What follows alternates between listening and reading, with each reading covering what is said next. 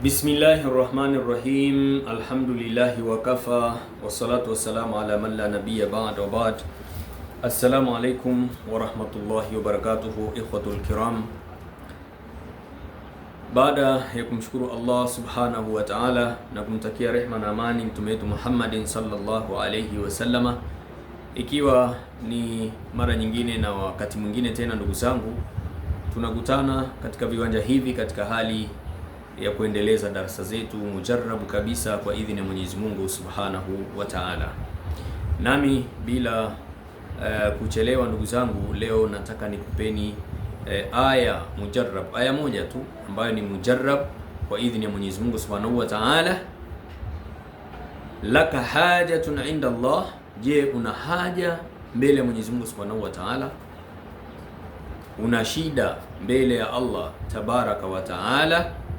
Tamassak bihadhihi al-aya. Ikiwa una shida, una haja, una jambo lako kwa Allah tabaraka wa ta'ala, wataka kupata ufumbuzi, wataka msaada kwa Mwenyezi Mungu subhanahu wa ta'ala, basi shikamana na aya hii ambayo nitakwenda kukutajia.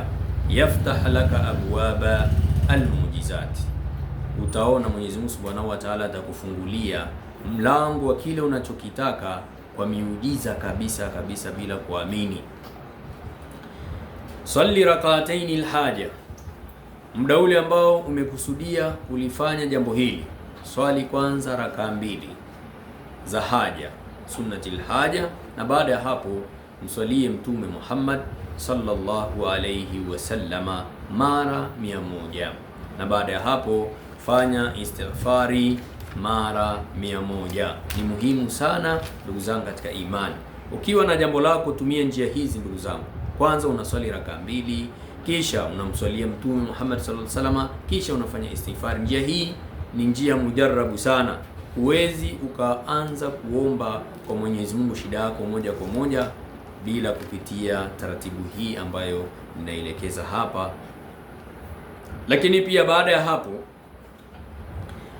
baada ya kumaliza hizo taratibu, utasoma sasa aya yenyewe. Aya iko katika surati al-Baqara inayosema baada a'udhu billahi minash shaitani rajim, wa idha sa'alaka ibadi anni fa inni qarib ujibu da'wata da'i idha da'an. Aya hii ni aya ya 186 surati al-Baqara. Wa idha sa'alaka ibadi anni fa inni qarib, Mwenyezi Mungu anasema, na wanapokuuliza waja wangu kuhusu mimi, ewe Muhammadi, hakika mimi nipo karibu, ninajibu. Ujibu da'wata da'i idha da'ani, ninajibu maombi ya yule anayeniomba. Allah subhanahu wa ta'ala anasema maneno haya. Kwa hivyo aya hii ndugu yangu katika imani utaisoma 70 mara, utaisoma mara 70, utarudia kuisoma aya hii mara 70. Thumma du'u Allah hajatak, kisha baada ya hapo utaomba sasa haja yako, shida yako kwa lugha yoyote ile ndugu yangu katika imani. Utamwomba sasa Mwenyezi Mungu subhanahu wa ta'ala shida yako. Allah subhanahu wa ta'ala atafungua mlango wa kile unachokihitajia, utakipata kwa idhini ya Mwenyezi Mungu subhanahu wa ta'ala. Fanya hivyo kwa muda wa siku 7. Ukiwa na jambo lako, basi fanya hivyo siku ya kwanza mpaka siku ya 7. Allah subhanahu wa ta'ala atakukidhia haja yako, atakufungulia mlango unaohitaji ndani ya siku hizo 7 kwa idhini ya Mwenyezi Mungu subhanahu wa ta'ala. Aya hii ni mujarrabu sana ndugu zangu katika imani, na ndani yake kuna siri. Kwa hivyo fanya kwa imani.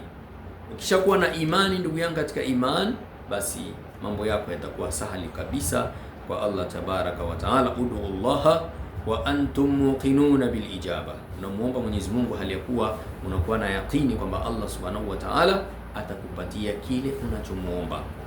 Usisahau kushare ndugu yangu katika imani, ili na wengine wapate faida, lakini pia wewe mwenyewe utapata thawabu kwa Allah tabaraka wa ta'ala. Wallahu a'lam.